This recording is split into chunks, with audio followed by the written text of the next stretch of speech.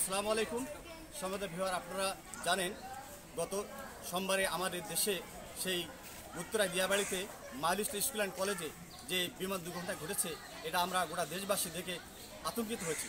সেই হৃদয় বিদারক মর্মান্তিক ঘটনা, সেই স্কুলে যে দৃশ্য আমরা দেখেছি, অকাত্তরে সেই বাচ্চাগুলো তারা আগুনে ঝলসে তারা সেই রাস্তায় দৌড়ে দৌড়ে যাচ্ছে, কত প্রাণ ঝরে যাচ্ছে সেই আগুনে, সেই স্ফুলিঙ্গ সে দেখে অনেক বাচ্চা সেই আতঙ্কে সেই ঘটনায় যারা নিহত হয়েছে, আমরা তাদের রুহের মাগফিরাত কামনা করছি।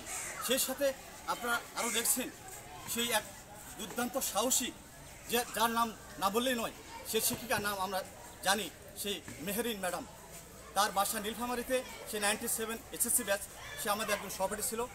সে নিজের জীবন বিলিয়ে দিয়ে তার সেই রক্তাক্ত আগুনে 80% সে ঝলসে গেছিল, তারপরও সে তার সেই 20 জন বাচ্চাকে সে বাঁচাছিল।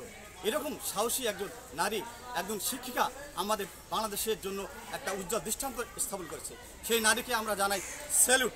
আমরা তার বিধি আত্মার রুহে মাগফিরাত কামনা করছি এবং যতগুলো বাচ্চা সেই মারা গেছে সবার জন্য আমরা দোয়া করি, তারা যেন সবাই জান্নাতবাসী হয়, এবং যারা অসুস্থ আছে তাদের জন্য আমরা দোয়া করি, তারা যেন সুস্থ হয়।